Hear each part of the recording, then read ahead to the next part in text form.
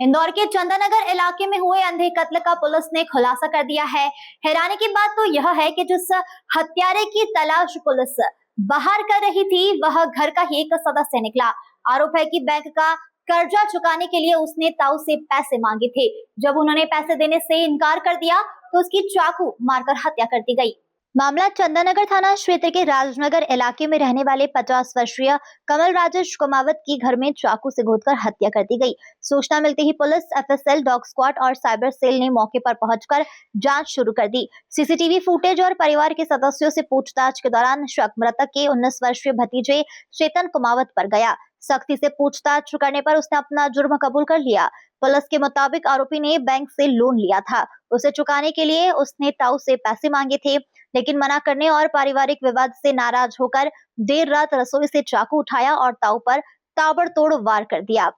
आरोपी 1 साल पहले नशा भी करता था, इस कारण उसे घर में भी बंद कर दिया गया था।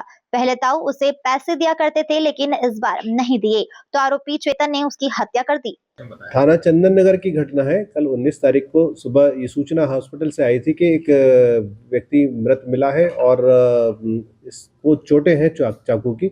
जब ये पता किया गया तो उसकी हत्या की गई थी, हत्या का प्रकरण था। इसके बारे में विस्तृत पूछताछ और विवेचना के दौरान ये पता लगा तिलक कारोले थाना चंदन नगर थाना प्रभारी के द्वारा इसमें विवेचना प्रारंभ की गई और विवेचना के दौरान ये पता लगा कि इसका जो भतीजा है मृतक का चेतन कुमावत, इसके द्वारा ही ये मर्डर किया गया है। पूछताछ में सारी चीज़ें ओपन हुई।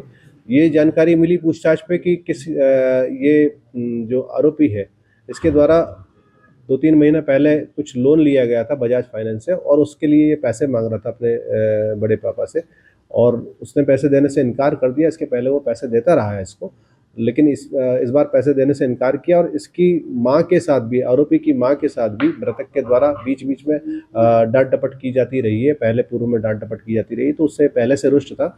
इन दोनों घटनाओं के प्रभाव से इसके अंदर गुस्सा था और रात में इसने रात का इंतजार किया। रात को 2:30 से 3 बजे के बीच में इसने अपने ताऊ के घर में जब वो सो रहा था उसके कमरे में जाकर के चाकू मार करके उसकी हत्या कर दी।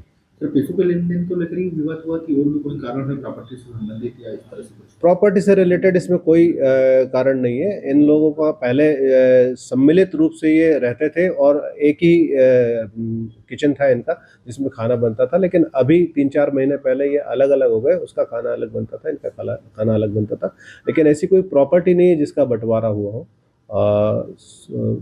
वास्तव में जो इसके द्वारा लोन लिया गया था उसका पैसा इसको वापस करना था जो चुका नहीं पा रहा था, तो पैसे की इसके द्वारा डिमांड की गई और उसने पैसे देने से मना कर दिया और इसको डांटा भी था कि तू फालतू खर्चा करता है। तो उस कारण से इसके अंदर गुस्सा भरा। अमाउंट कितना था और ये जो मृतक है इसका क्या प्रॉफिट था?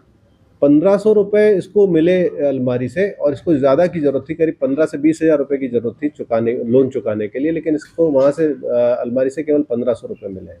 सर, किस तरह एवज में इसने लोन लिया था? क्या खर्चे थे, क्या कारण? इसको अपने मामा के लड़के की शादी में जाना था, वहाँ पर जाने के लिए कपड़े खरीदना थे, उस कारण से इसने लोन लिया था और उस लोन को फिर चुका नहीं पाया। सर, आरोपी के माता पिता नहीं देते थे क्या पैसे वैसे या इस तरह से कुछ जो ताऊ पे डिपेंड था? ये आरोपी के भाई आलू चिप्स बनाने का काम करते हैं और करीब साल भर पहले ये नशा करता था, तो इसका नशा छुड़वाने के लिए घर वालों ने इसको घर में ही बंद कर दिया था, इधर उधर आने जाने नहीं देते थे। 3-4 महीने पहले तक तो ये कुछ कमाता नहीं था। अभी 3-4 महीने से अपने भाइयों के साथ काम करने लगा था और उनके साथ आलू चिप्स बनाने का काम करता था, लेकिन उससे इतनी इनकम नहीं होती थी कि अपना वो पुराना वाला लोन चुका सके, तो इसलिए इसने अपने ताऊ से पैसे मांगे। पहले ताऊ इसको पैसे देता रहता था, हर दूसरे तीसरे दिन ये पैसा मांगता था तो 400-500 रुपये इसको दे देता था। इंदौर से नेशन टाइम की रिपोर्ट।